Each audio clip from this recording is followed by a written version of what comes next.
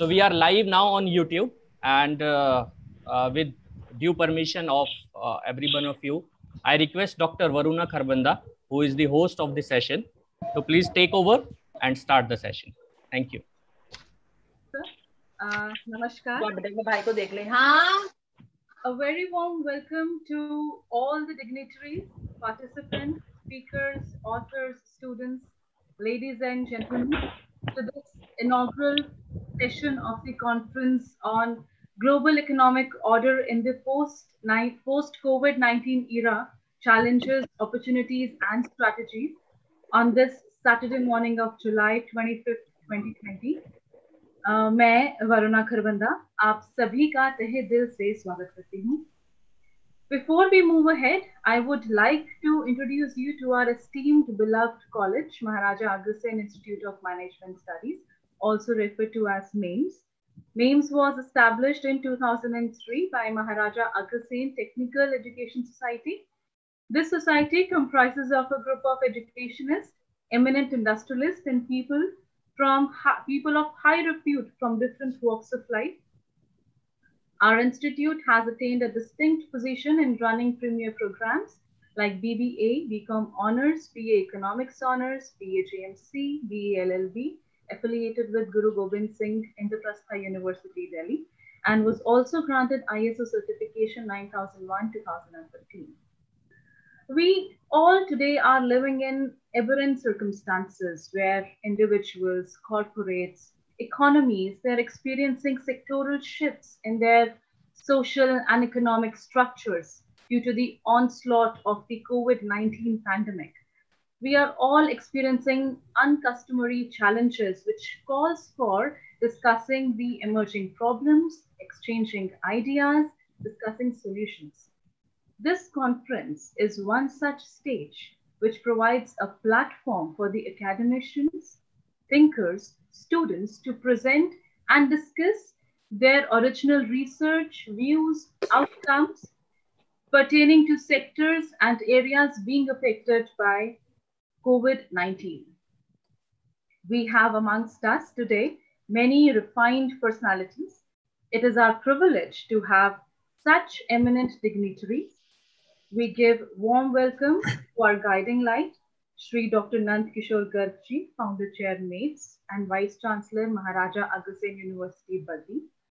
We are also honored to have Shri S.P. Agarwal ji, retired IAS officer and presently serving as Executive Chairman. We welcome our honorary members of Managing Committee of MAIMS. I extend a very warm welcome to Dr. K.K. Agarwal, currently Chairman, National Board of Accreditation, NBA, as our chief guest.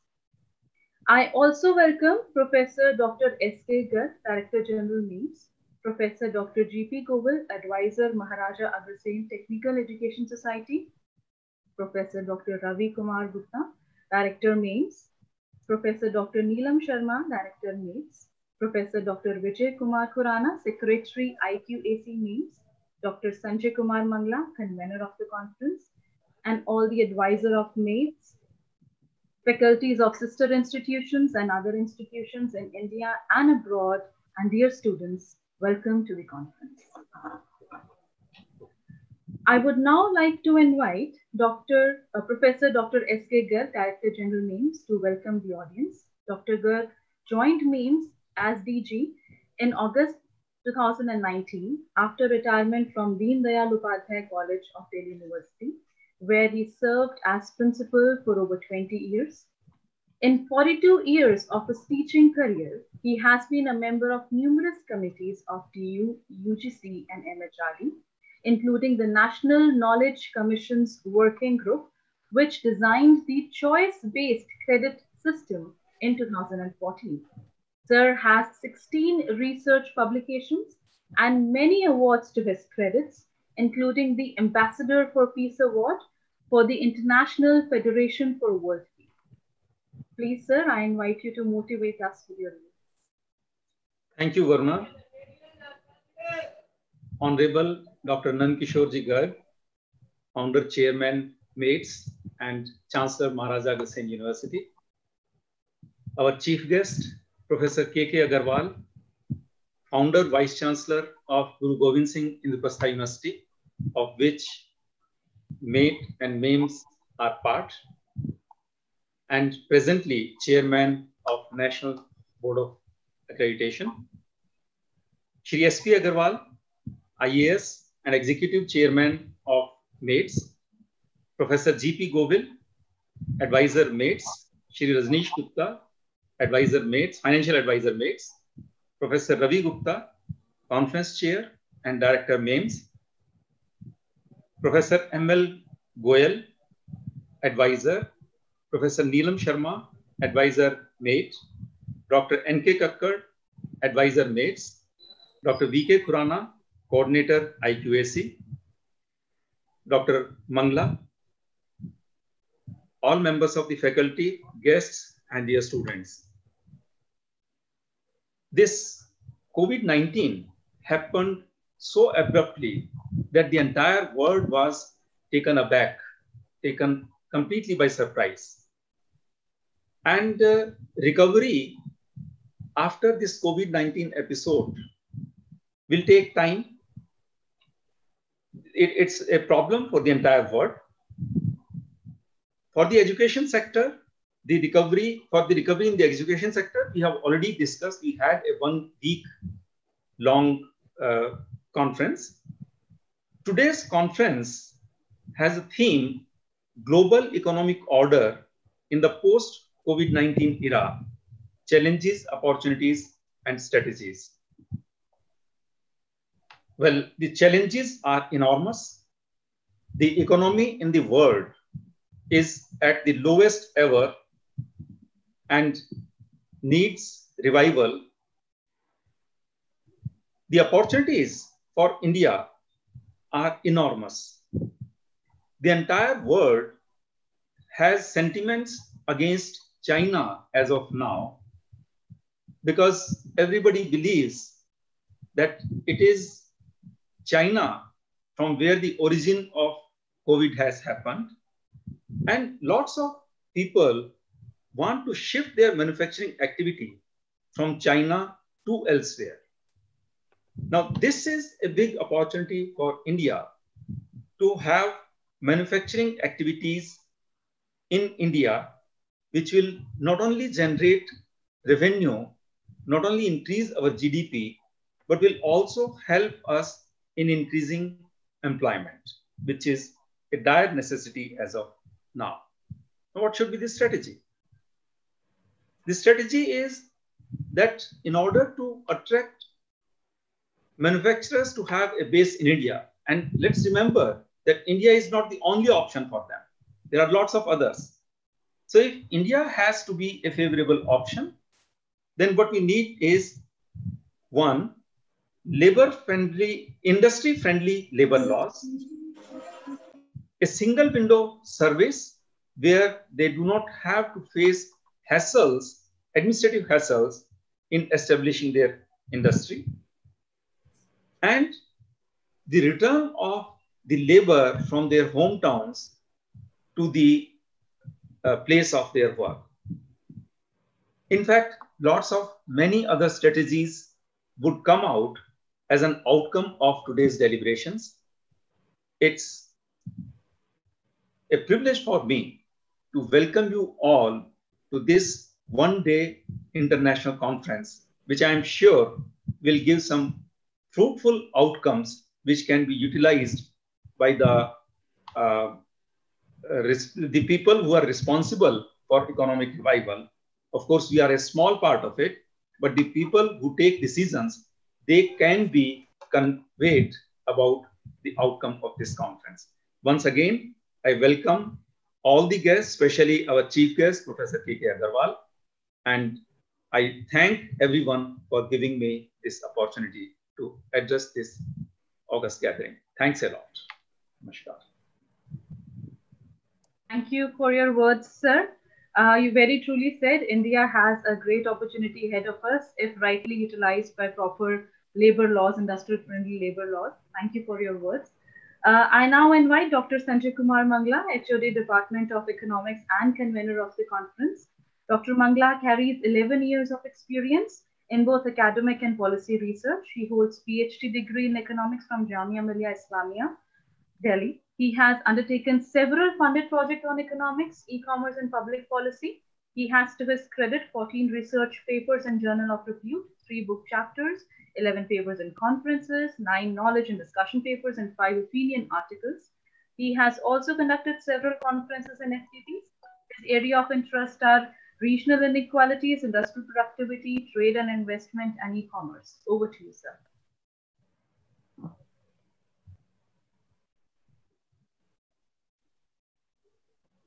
Thank you, Dr. Varuna. Very Honorable Dr. Nandkishore Gargji, Founder Chair of MAIMS and Chancellor Maharaja Agassiz University. Shri S.P. Agarwalji, Executive Chairman of MAIMS. All the honorary members of Managing Committee of MAIMS. Our Chief Guest for the inaugural session, Professor Dr. K.K. Agarwal, Chairman of NBA. Professor S.K. Garg, Director General of MAIMS. Professor Govil, Advisor MAIMS. Professor Ravi Kumar Gupta, Director MAIMS, Professor Neelam Sharma, Director MAIMS, and all other my faculty colleagues, dear participants, ladies and gentlemen. It is my privilege to give the international conference theme address before all such eminent dignitaries in the session.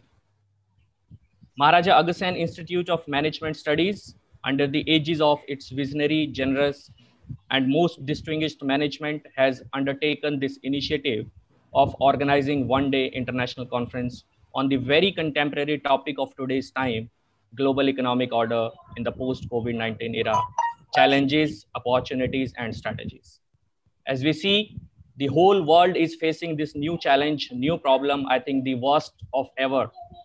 And not a single geographical region is untouched from this problem.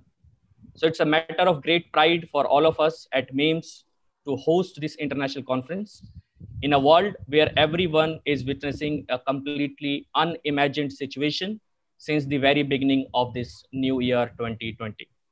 Apart from billions of people being locked in their homes due to global health emergency arising from the spread of deadly coronavirus, all the economic activities ranging from agriculture to services have been almost stopped, though they have been opened now in phased manner at some of the places, and still at some of the places they are restricted. It has been almost stopped and causing the ever highest decline in global gross domestic product. So there are predictions from international organizations that probably the world is going to witness one of the lowest economic growth this year. However, internet has come out like a bless for all of us, because of which we all are connected right now also. So internet-based technology has emerged as a big support to continue some of the activities in this tough time and for our conference also. Governments have been working towards shuffling their budgetary planning. Companies are forced to change their business models and management strategies, and as an individual is adopting new ways of planning their family budget and expenditure heads. Further, global trade is also observing a completely new trend of global exchange of goods and services among countries. All these novel circumstances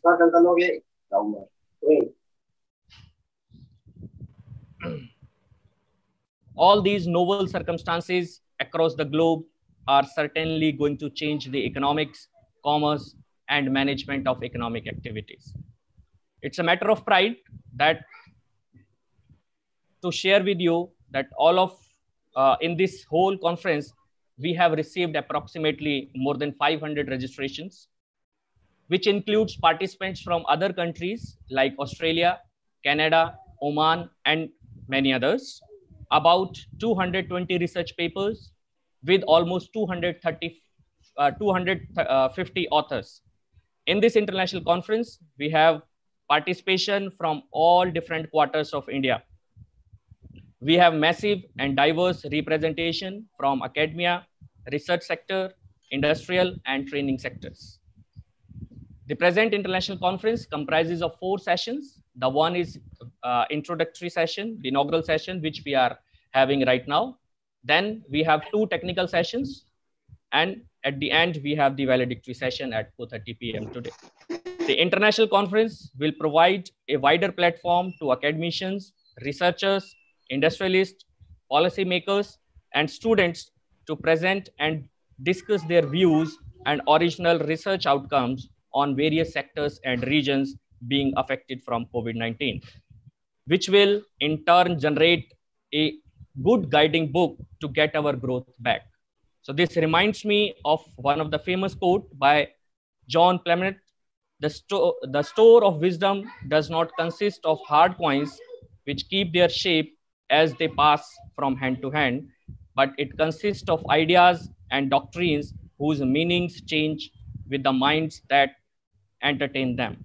So with this note, I welcome you all to be part of this occasion where extensive exchange of knowledge, ideas, and creativity will enlighten us all. Thank you very much. Thank you, sir, for walking us through today's agenda and program. I now request Professor Dr. G.P. Goval, Advisor, Maharaja Agrasen Technical Education Society, to share his views. Professor Goval served as Dean, Maharaja Agrasen University, Baddi, Director, North India Engineering College, Delhi, and also as Director, Ideal Institute of Technology, Ghaziabad. Professor Goval has 46 years of experience in teaching, research, and industry. He has published about 25 research papers and research reports, guided PhD students, and has applied for 3 patents. He is also a member of National Board of Accreditation, NBA, and Margdarshak, AICTE. Please, sir, enlighten us. Good morning, madam. Am I audible? Yes, sir. Hello. Yes, sir. Yes. Thanks, Madam Varun Kharbanda, for your kind words. Honorable Dr. N.K. Garg, Founder and Chairman, MAIMS and Chancellor Maharaja Agrasen University. Honorable Professor Dr. K.K. Agrawal ji, Chairman, National Board of Accreditation. Honorable Shri S.P. Agrawal, IAS Retired, Executive Chairman. Respected Rajneesh Gupta ji, Financial Advisor. Respected Dr. Goyal, Vice Chairman. Respected Professor S.K. Garg, Director General MAIMS. Professor Dr. Neelam Sharma, Director MAIT. Dr. Kakkar Sahab, Advisor. Dr. V.K. Khurana, Member IQAC, and Dr. Mangla. Dignitaries, professors, HODs, resource persons, authors, and dear faculty members. Maharaja Agrasen Institute of Management Studies is conducting an international conference on global economic order in the post-COVID-19 era, challenges, opportunities, and strategies. The topic selected is very appropriate in the present scenario. We all are facing this COVID-19 pandemic. This has definitely given new challenges to the society to tackle the situation. New opportunities has evolved, as well as forced us to plan for the future. That is, to ponder on the model of growth which we have been following as we have to prepare ourselves for new normals to our changed life. This new normals has posed a great challenge to human race. This coronavirus is threatening the whole world by spreading rapidly, as well as resurfacing continuously, endangering human lives. The long-term results of COVID-19 outbreak has hit global economy and has shaken political and economic balances in many countries. During this pandemic, several countries across the world resorted to lockdown to flatten the curve of the infection. These lockdowns meant confining millions of people to their homes who never thought to sit at home for more than 100 days in their lifetime. The devastation caused by coronavirus across economics has also triggered massive job losses. Vital sectors such as retail, hospitality, tourism, food media, and entertainment have been hit hard. The massive disruption has raised doubts about the viability of certain jobs in the post-COVID world. Millions of migrants wanted to return to their homes in their absence of jobs. It sent shockwaves in the markets and caused significant economic breakdowns and shook the global financial system gravely. Unfortunately, this horrifying dream has become a reality.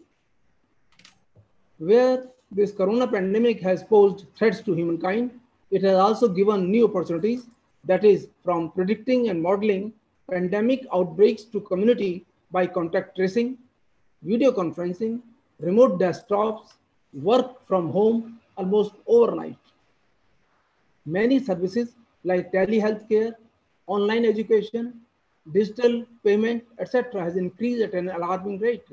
The new normal will also require a massive reorientation in schools and college curricula.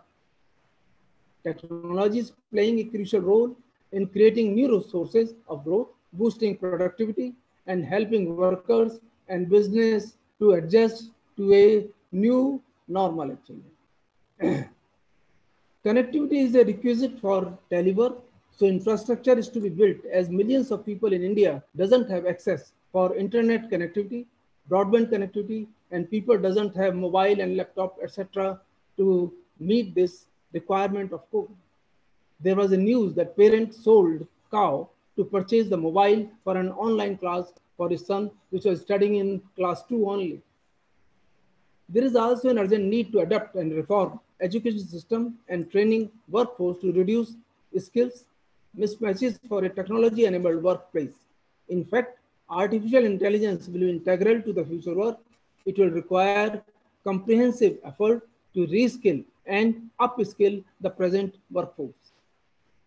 Prime Minister Modi ji has said in a meeting that our manpower doesn't have appropriate skills required globally, so we have to train our people for globally acceptable skills and to move towards Atmanirbhar Bharat.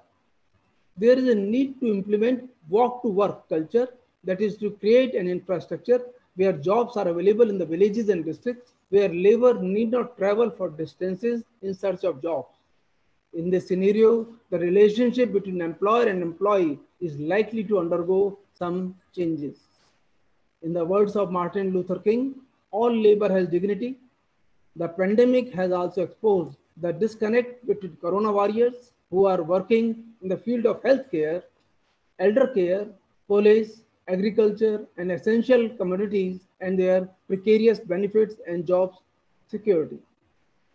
The biggest opportunity evolved by COVID-19 is a chance to reset some of our economic approaches in a way that maximizes the chance of developing more resilient and sustainable approaches to globalization and environment.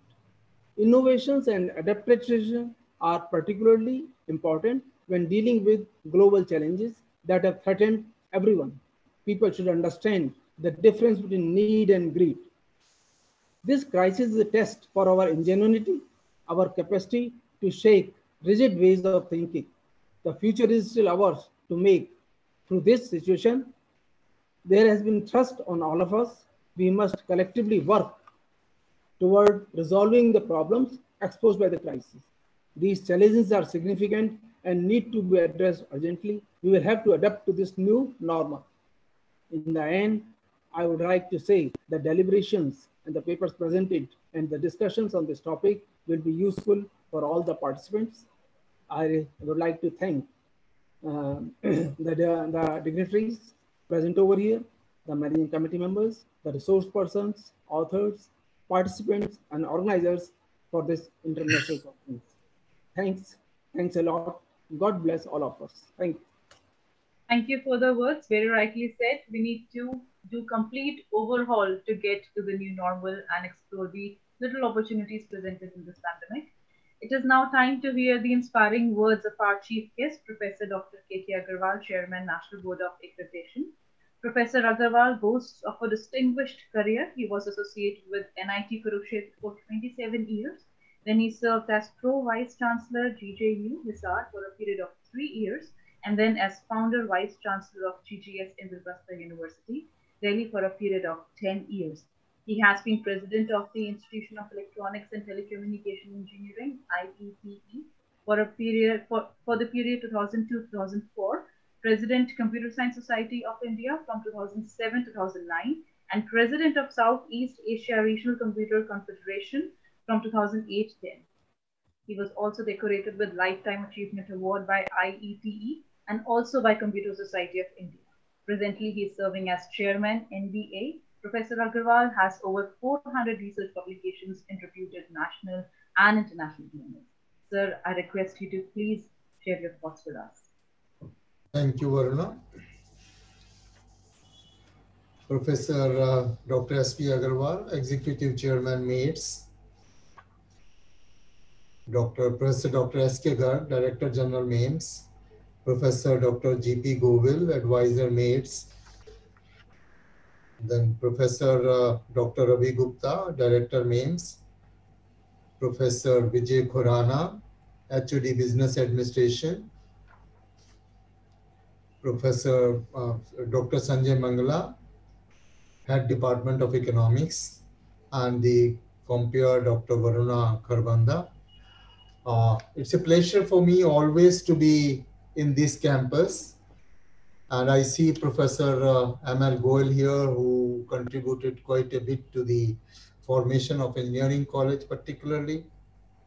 I'm not able to see Dr. Nansho Garagji here, maybe he's busy somewhere, but I do remember on this occasion that when the institutions were being established as one of the first sets of institutions of IP University, we started establishing institutions under IP University, first batch in 1999. And Agrasen Engineering College was one of those first 33 institutions which I established under the auspices of IP University. And I still remember hours and hours of discussions Dr. Nansho Garg had with me with the sole aim that he wanted to have an institution which could have an impact on society. He always dreamed of educational values and education culture and build a very strong institution. And I'm so happy to learn during the later years that this institution has certainly come out to be one of the best institutions in the group of colleges of IP University. So I'll once again like to compliment all the management and the faculty for having achieved that status, keeping in view the ambitions of Dr. Nankshorji and myself, because I have never considered myself as outside the family of this institution. So it's always a pleasure to be here whenever I get an opportunity to.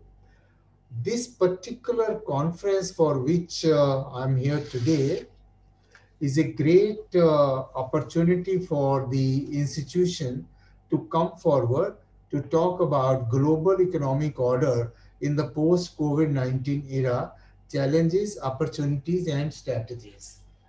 Friends, disruptions in life have been a part of life.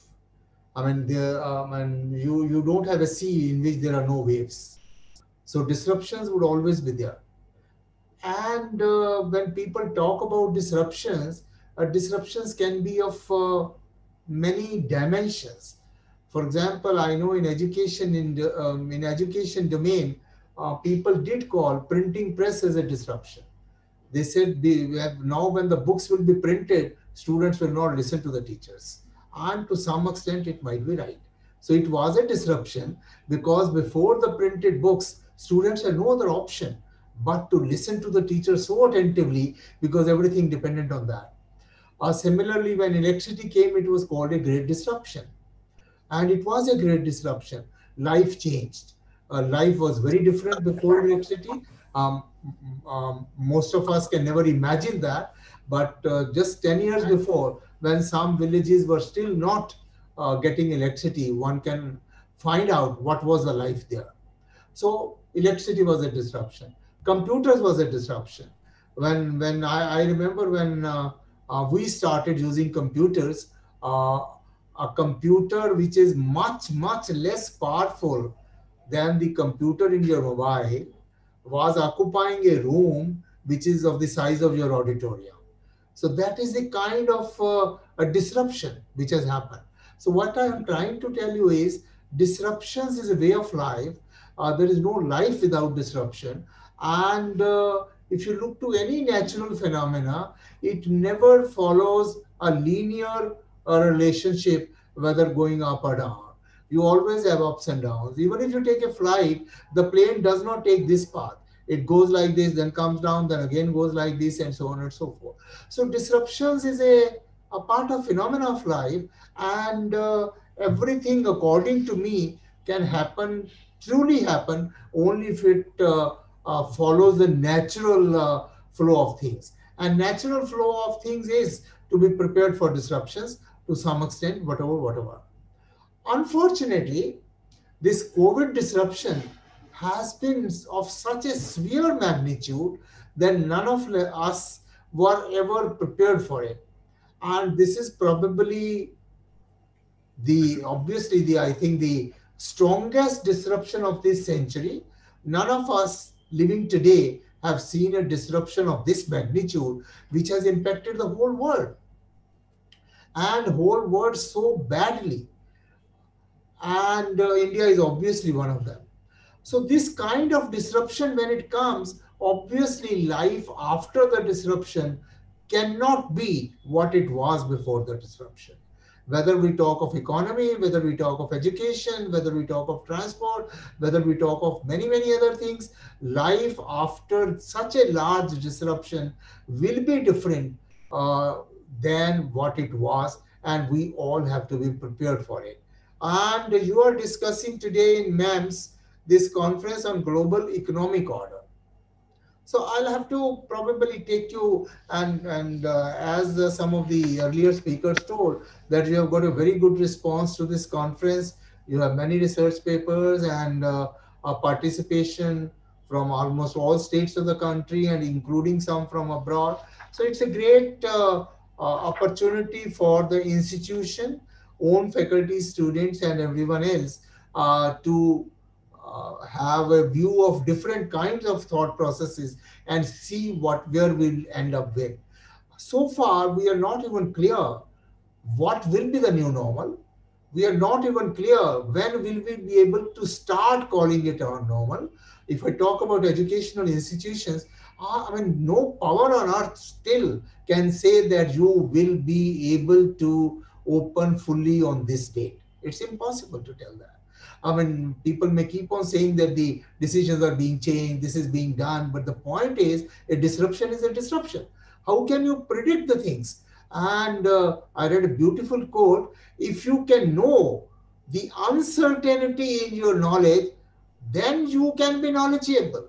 But my take on a disruption of this size is, I know it's a disruption, I know it's a very large disruption, but I do not know what will be the ultimate phase of this disruption. Will there be a second wave? When will it end? What will be the intensity? Nobody in the world knows. The best of health scientists do not know. Best of the medical researchers do not know. So therefore, to define the new normal today is impossible, but nonetheless, we have to be prepared for what could be the various possibilities and what could we do. Otherwise, we will not be able to handle even the normal in a normal fashion. As we were disrupted by disruption, the normal itself may be a disruption if you're not prepared mentally for it.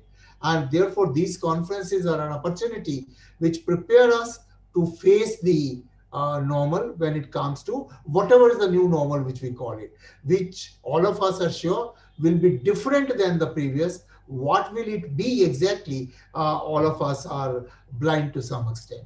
And therefore, you need such conferences to debate on this, to prepare yourself for, okay, if normal is this, we'll do like this. If normal is this, we'll do like this, because we really do not know what is the normal.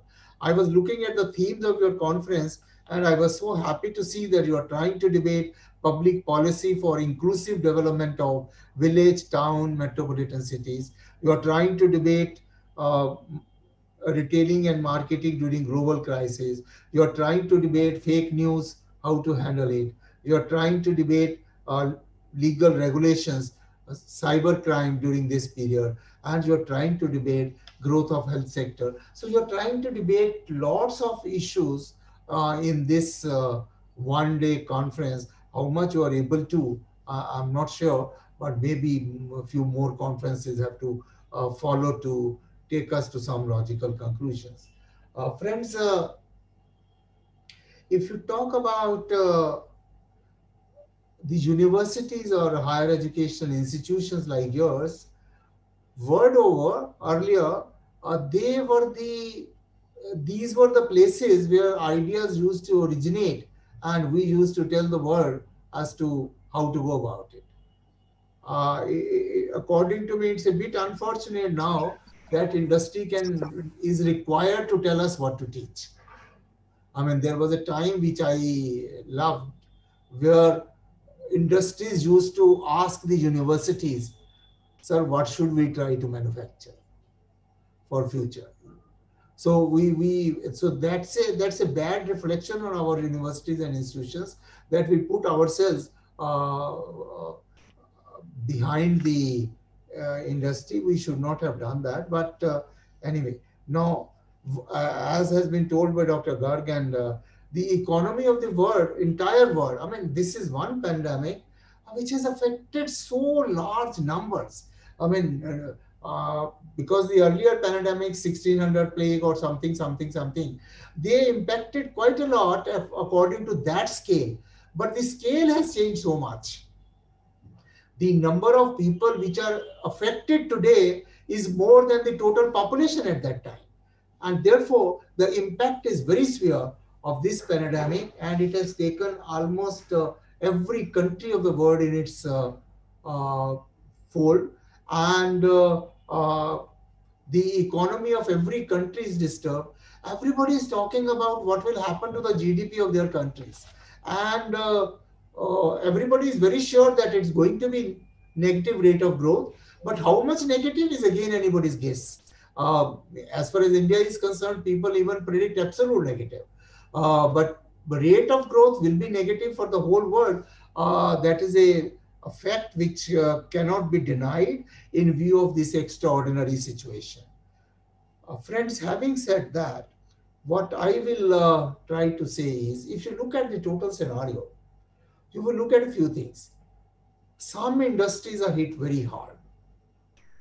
Travel, for example, tourism, hotel industry, and so on and so forth. They are media, they are hit very hard. But on the other hand, if you can foresee, some of the industries have started flourishing very fast, and they will continue to do so. E-commerce is one of them. And why I'm raising this is because this conference is by MAIMS and focused on management education and management. E-commerce has been flourishing at a very fast rate in the last few years, but this COVID has given it a booster dose of a very high magnitude, and we are getting very fast growth in e-commerce, and it is likely to be still faster as we go along. Therefore, it is ready for us. It is advisable for us to be prepared more and more for e-commerce. And as the commerce and business becomes e-commerce, I think whether you talk about your HR, whether you talk about your finance, whether you talk about your marketing, everything will have to change. You know, when we used to talk about organizational behavior and things like that, we used to say how to deal with the customer when he comes to you. Now, customer is not going to come to you physically. So now you will have to remodel your curriculum, how to deal with him on e-media, and so on and so forth. So the entire concept will have to change in everything.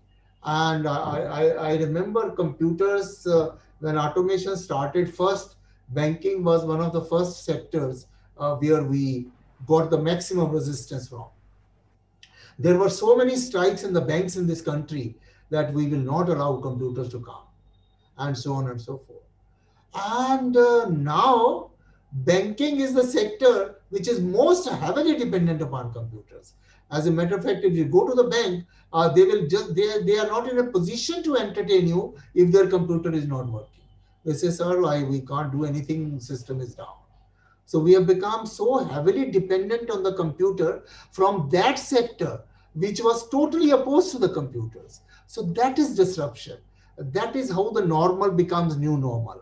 And today, when the automation started, I remember the bank system was, if you come to the bank, it is fine. If you want to have a transaction, net banking, you will have to pay for it. Now it's other way around. They say net banking is free. If you come to the bank, we'll charge you for this, because they have to pay rent for that. They have to employ people for that. So the total philosophy is changed. And we don't, let's not look at it as e-commerce and computer use only.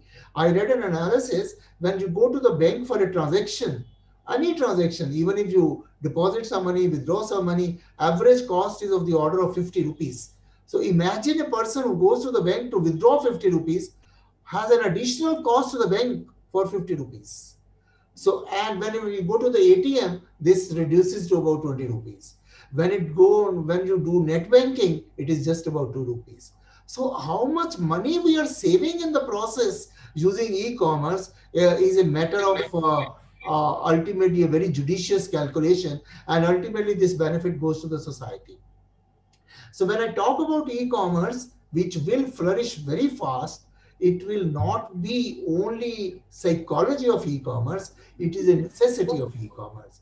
I remember in IP University in 1999 itself, I started MBA e-commerce. And there were very few students who were takers of this course. They were preferring general MBA, MBA HR, MBA finance, MBA marketing rather than MBA e-commerce. And we had to revise our decision. That was the scenario. And I'm talking not very old, just 20 years ago. So the situation keeps changing, normals keep changing, and our normal certainly is going to be using automation for everything. And second thing which I feel will be the new normal is, I read a book long time back, they say crisis-ready companies will always perform better. And today I revise this to my saying, crisis-ready nations will always survive better, because crisis will come. You can't hope crisis won't come. And we will have to be prepared for crisis.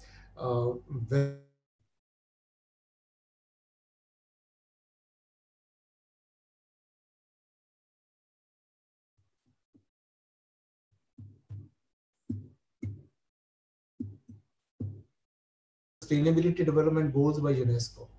There are 17 goals which were promoted a lot in the world, which were sort of made a Bible kind of thing, holy books, many conferences, but ultimately we have done precious little in that. If you read the sustainable goals, it says no poverty. It says quality education. It says every habitat to be sustainable. It says zero hunger. Now, if we would have followed these sustainability development goals, even to a reasonable extent, I personally believe COVID had no place to enter. And even if it would have entered, the impact would have been far too less of the situation. So new norm would be our constant eye on sustainable development goals and keep on working in that direction. And as I said, and when you go to e-commerce, there will be attendant issues. You will have to be very comfortable with data science, because so much data is being generated, about every half an hour, we are uploading more than 100 hours of video. Now, this much data is being generated. Earlier, you used to prepare minutes of a meeting in 3 pages. Now, 1 hour is being recorded as 1 hour. And see the amount of data which is being taken. So when data will be so much, data science will have to evolve in a very big fashion, and MATs and MAIDs and all other good institutions will have to look for this. And finally, I say, once you are rich in data, just as when you become rich in cash, you worry about the security. Poor people never locks a house, but rich people put 7 locks, then puts a security guard and so on and so forth. Similarly, when we have become data rich, data security is going to become very important. So cyber security will be a subject for all of us to look forward to. And talking to an education institution, let me say that fortunate part is that these subjects like cybersecurity, like artificial intelligence, like data science, is not the domain of any particular discipline. You can specialize in cyber security from commerce, from management, from engineering, from science. You can specialize in artificial intelligence from any of these things. So that gives us a very different normal in education, that we will have several platforms from where to go to another level. And that gives us what we call as really multiple entry and multiple exit points in education, which will become a reality. We had an international meeting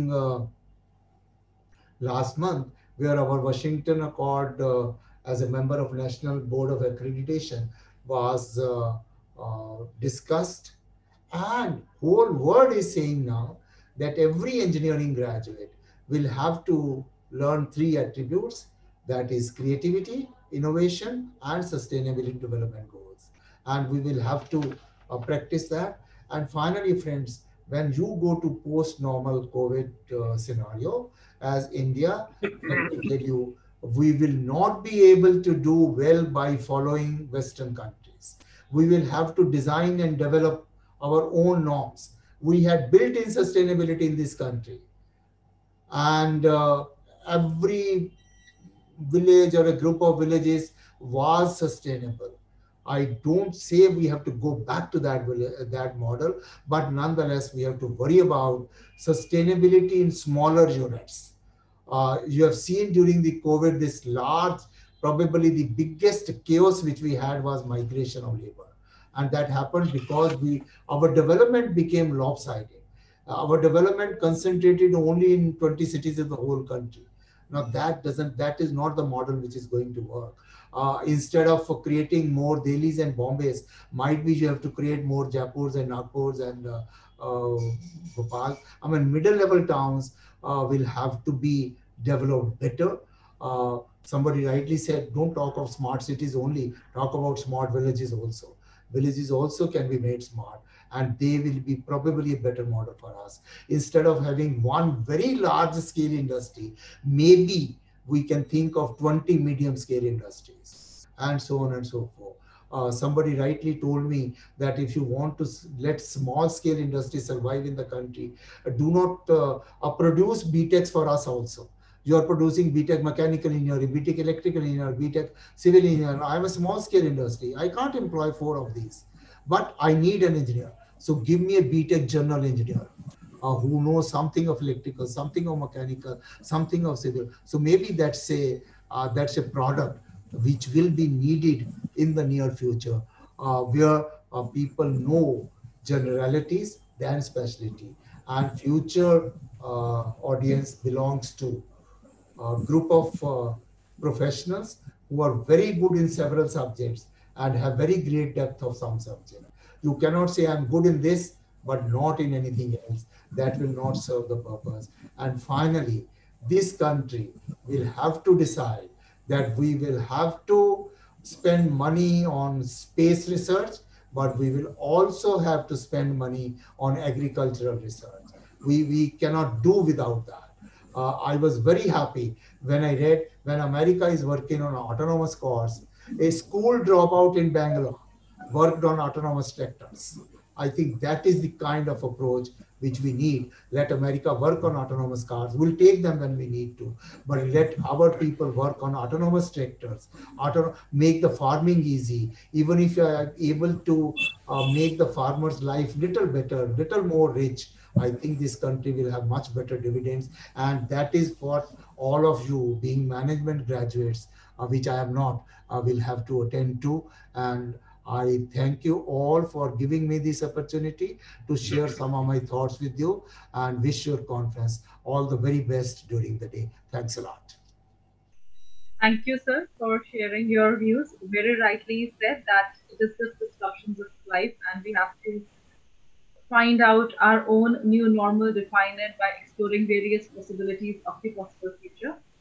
I now invite Shri S.P. Agarwalji, Executive Chairman, MAIMS.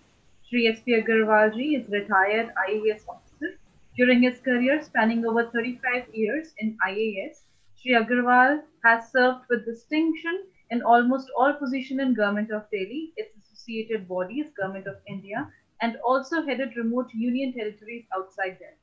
After his retirement from the IAS and government service in 2005, Sri Agarwalji had exposure at senior-most managerial level in leading companies in corporate sector. Thereafter, he has been associated with various educational institutions with the objective of improving the academic standard and making education more purposeful. I request Sir to share his encouraging words with us. Thank you, Dr. Varuna Kharbanda.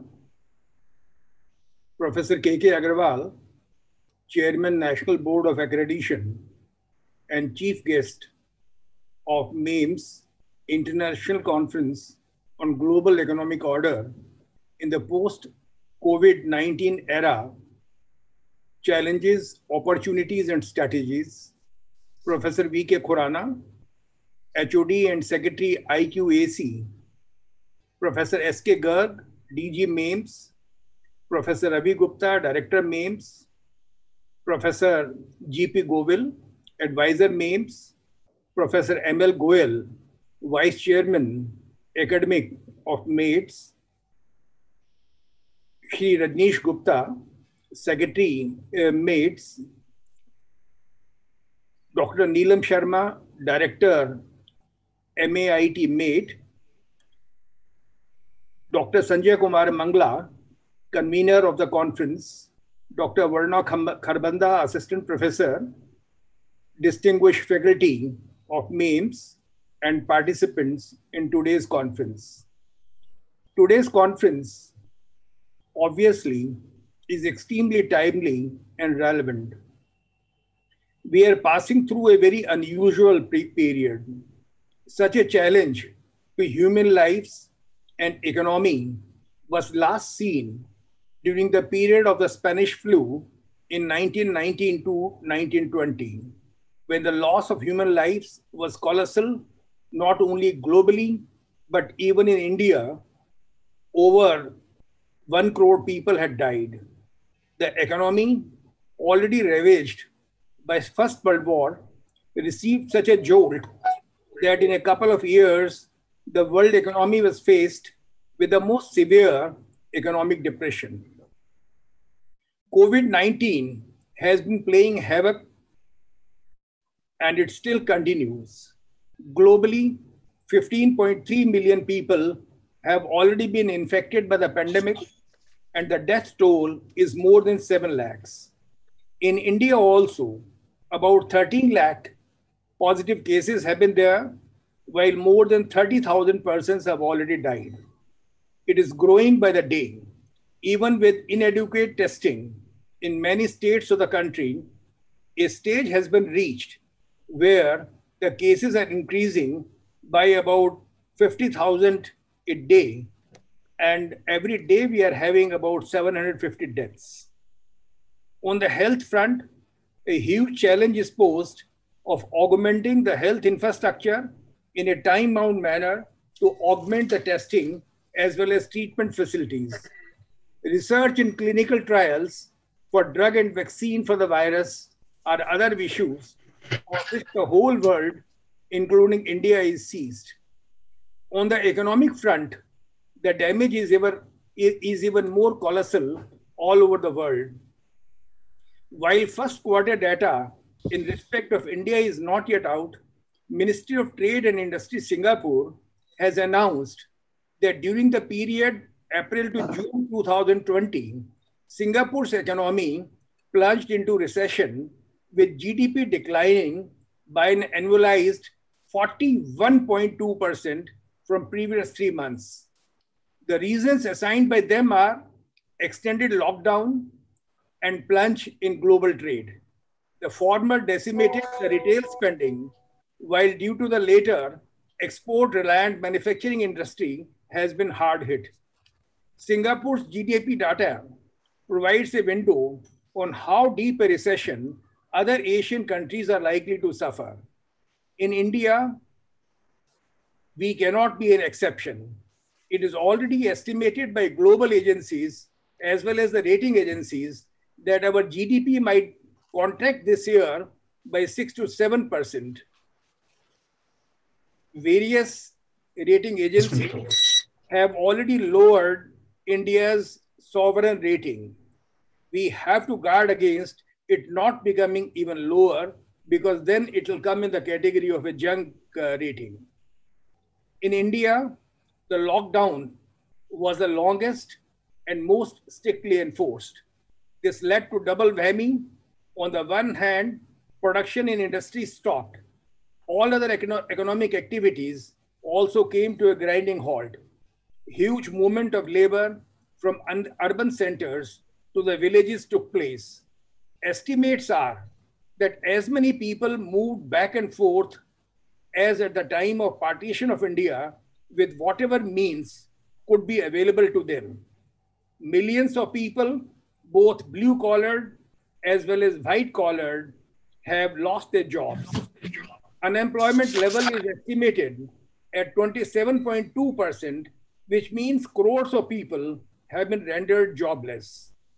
To add to the miseries, the bad loans, which earlier on used to be about 8.2%, have already gone up to 12.4%, and Reserve Bank estimates that unless our economy recovers faster, this could even come as high as 14.5%. Now, if such a large bad loans are there, its implications can be well understood. It is estimated that as many as half of the 273 million people who had crossed the poverty line during the period 2005 to 2016 might again fall below poverty. Malnutrition is also on the increase because due to pandemic, schools and Anganwadis are closed. As a result, poor children are deprived of midday meals. There are multiple challenges before the government. First is containing the spread of the infection and the resulting mortality. The reported cases, as I mentioned, are there, but according to Sero survey by ICMR and NCDC, crores of people might already have been affected by the COVID-19 infection, which have not been reported. How to revive the economy on all fronts is the massive challenge. Presently, while there is more than adequate liquidity in the system, there is inadequate loan offtake, essentially due to lack of demand. How to provide purchasing power in the hands of people is a very, very big issue. How will industry be revived with shortage of labor is another consideration. This is not helped by the knee-jerk response at the state levels. For instance, Kirloskar Cummins informed that on 13th July, Government of Karnataka declared a lockout till 24th July, and all industries and business enterprises were asked to shut down. The labor force was therefore allowed to go back to their homes. Surprisingly, on 14th July itself, that is the very next day, it was announced that industry could continue functioning. However, the damage had been done and production could not recommence. In other states also, without adequate application of mind and appreciation of the economic consequences, such lockdowns are being imposed off and on, even though it has been established that now such lockdowns have very limited or no value, either for containing the epidemic or for any other purpose. It has to be kept in mind that industry and business can't run in fits and starts. It has to be a continuing exercise. Intermittent lockdown are the biggest impediment and stoppages to the revival of economic activity. Moreover, when the economy is opened, the entire ecosystem has to be provided. It has been noticed that in the absence of public transport system like metro and buses, even government offices and banks, which have been open for a long time, have not yet become fully functional. In management, we always talk about SWOT analysis. That is, we believe that opportunities and threats or challenges go together. Whenever there are challenges, there is an opportunity to improve things, come out with new paradigms, to improve your economy, to improve your functioning, and everything else. They are supposed to be two sides of the same coin. I'm sure the very eminent experts participating in the conference shall deliberate at length on these and other relevant issues and come out with recommendations that would help the policymakers to finalize an effective response to the challenges and propose strategies to convert the challenges into opportunities for giving hard push to revival of the economy and growth. Thank you very much. Thank you, sir, for your words. Yes, the loss is enormous. GDP has fallen back a lot. This conference would help in resolving some of the issues. It would help in coming up some of the solutions. I invite Professor Dr. Vijay Kumar, Secretary at MAIMS, to deliver word of thanks. Professor Khurana carries a rich experience of 35 years in industry and academia. He has been officiating director at a few management institutions. He is the editor of MAIMS Journal of Management. He also acted in the past as editor of Journal J. Gibbs, chief editor of Journal Global Evolution, and editor of Journal Affluence. He has published various research papers and has authored a well-known book titled Management of Technology and Innovation. His areas of expertise include finance, taxation, and quantitative methods, among others. Please, sir. Over to you. Dr. Varna, good morning. Am I audible? Yes, sir, very well. Respected Dr. Nandkishore Gargji, founder and chief advisor, MAIMS, and Chancellor, Maharaja Agrawal University. Respected Professor K.K. Agrawalji, Chairman, NBA, and Chief Guest of the program. Respected Shri S.K. Agrawalji, Executive Chairman, MAIMS. Professor M.L. Goyal, Vice Chair, Academics, MAIMS. Professor S.K. Garg, Director General, MAIMS. Director General, MAIMS. Professor J.P. Goyal, Advisor, MAIMS. Professor Ravi Kumar Gupta, Director, MAIMS. Shri Rajneesh Gupta, Secretary, MAIMS. Professor N.K. Thakkar, Advisor, MAIMS. Professor Neelam Sharma, Director, MAIMS. Dr. Sanjay Mangla, Conference Convener. Other esteemed dignitaries, dear colleagues, and dear participants. A very good morning to all of you. It is rightly said that no duty is more important than that of presenting thanks.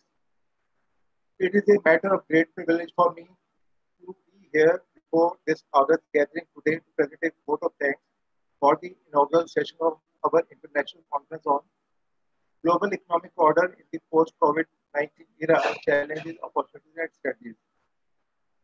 At the outset, I express our heartfelt gratitude to Dr. Nandkishore Gargji, founder and chief advisor, MAIMS, and Chancellor, Maharaja Agrawal University, who has always been a continuous source of inspiration to all of us. It is because of his continuous support and guidance that we are able to attain one milestone after another. Very recently, in the last week of June 2020, we successfully organized one week Faculty Development Program in which more than 450 delegates, including 10 international delegates, participated. Now, within a short span of time, we are successfully organizing today this international conference in which more than 500 participants have registered, and we have received nearly 220 papers. My heartiest congratulations to the entire conference organizing team for their great efforts. At the outset, I also express my heartfelt gratitude to Professor S.K. Garg, Director General, MAIMS, for sharing his valuable thoughts with us today, with all of us today. Professor Eskigar rightly highlighted that opportunities are enormous. Lots of people, lots of companies want to shift their manufacturing base from China, and that offers great opportunity to India.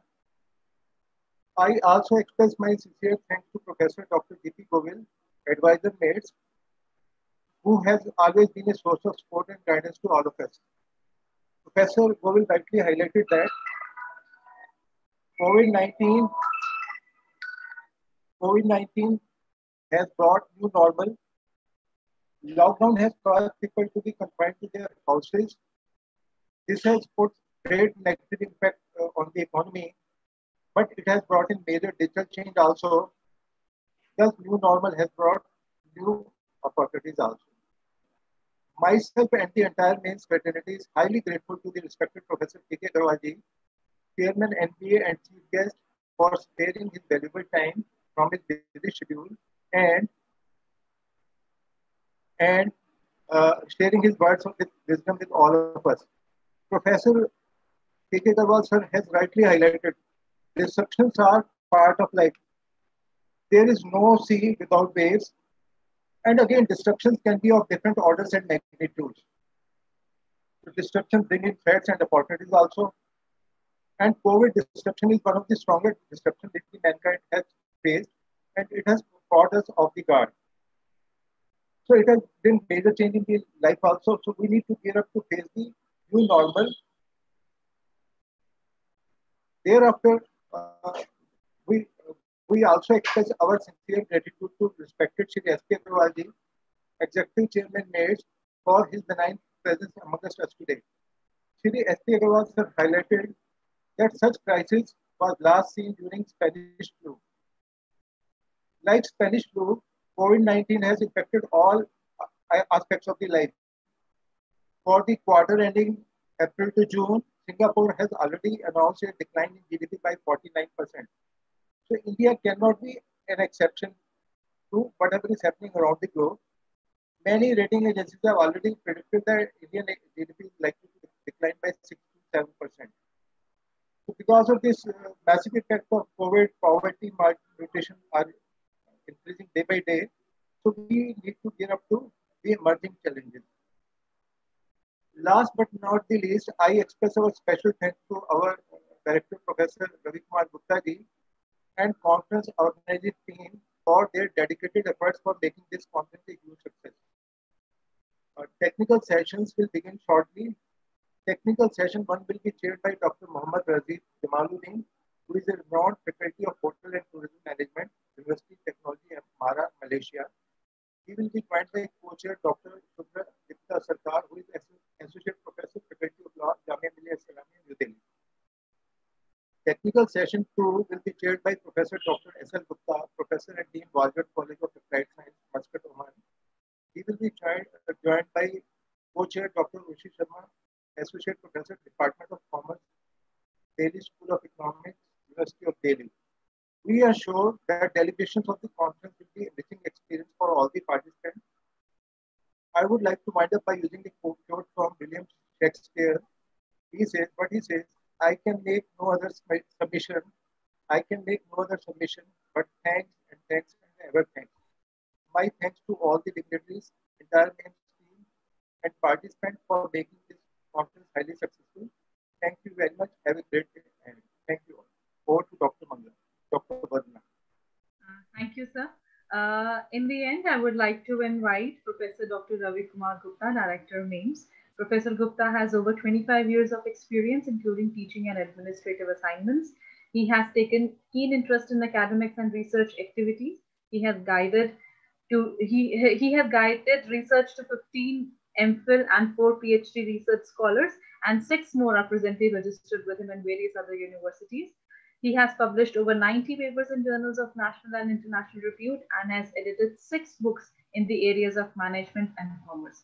He has participated in more than 150 national and international conferences, seminars, workshops, FTPs, etc., in which he has chaired many technical sessions and delivered keynote addresses. Sir, please share your generous words with us. Yeah, very happy. Good morning to all of you. Respected ladies and gentlemen, it's a matter of pleasure and privilege to thank, first and foremost, our most respected chief guest, Professor K.K. Agarwal, Chairman, National Board of Accreditation, for his humble presence and sharing wisdom of knowledge in this conference. Thanks, sir. Though I find I am not technically correct if I say you are the guest. You are not a guest to Maharaja Agrawal Institute of Management Studies or Technical Education Society. Rather, in number of ways, you had been very instrumentally played the role in the overall, in upper hand, the Agrawal Community Society. And moreover, since inception 1998, you had been associated and gave your patronage to the Maharaja Agrawal Technical Education Society. And we also acknowledge that under your patronage and your guidance, these two institutions, Maharaja Agrawal Institute of Technology and Institute of Management Studies in 1999 and 2003, those were established. And after that also, whenever we made a request, either in the Maharaja Agrawal Institute of Technology or our Institute of Management Studies, whenever we requested, you came over.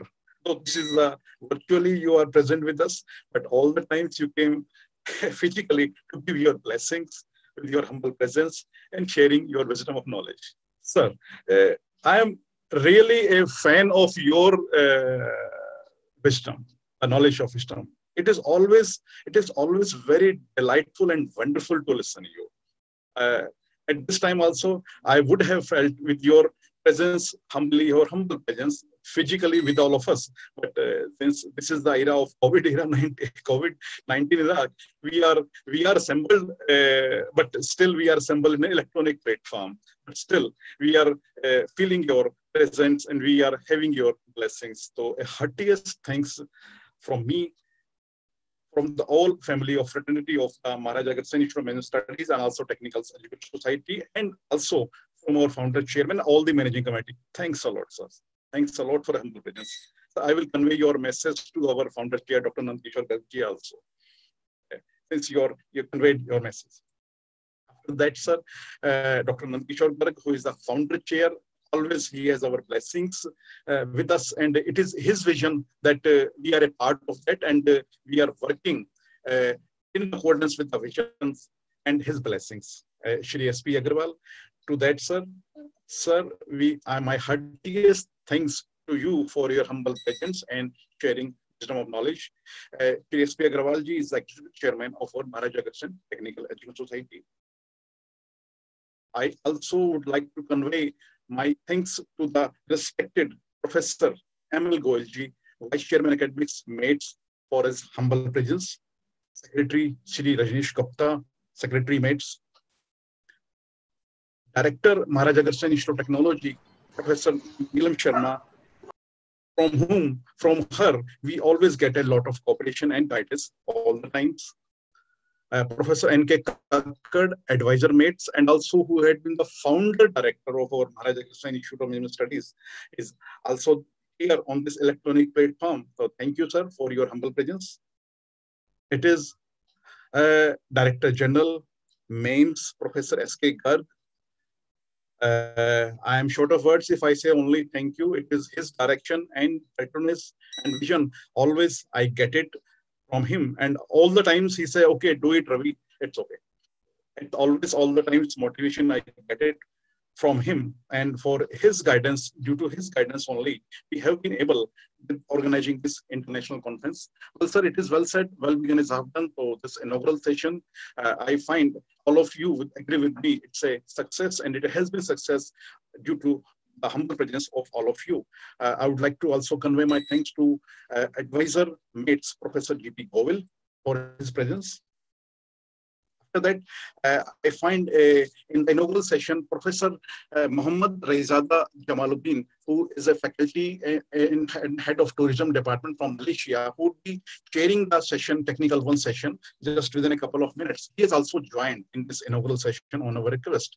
So I convey my heartiest thanks to him also. To all the dignitaries from MAIMS who have joined, and also dignitaries from other corners in this inaugural session, to whom I'm not able to acknowledge personally in this electronic platform. So I convey my heartiest thanks to those. And again, thanks at the end to convener Dr. Mangla, Sanjay Mangla, all the team members, all my wonderful team of MAIMS faculty and staff, all the participants, importantly, who have made the success of this conference. It's a numbering more than 500. I would again getting this humble duty of vote of thanks at the end of the conference also. But at this end, at this small juncture of small journey of our conference inaugural session, this duty, thanks once again to all of you. And one thing is again due from my side. If we would having this conference in the physical mode in the campus, so I would have been receiving an opportunity to have a cup of tea and with samosa with all of you, which has not been able to offer you. So it's my promise, and it's a due to all of you. Whenever we meet, we would be having a cup of tea with, and it would be my. It's a matter of opportunity and matter of pleasure for me also. Thank you once again to all of you. Thank you very much. Thank you, audience, for your patient listening. Now we take a break. You please utilize the break and have a cup of tea. And we meet at 11 a.m. sharp with the technical session 1. Thank you so much. Thanks, everyone. Thank you, everyone. Thank you, Ji.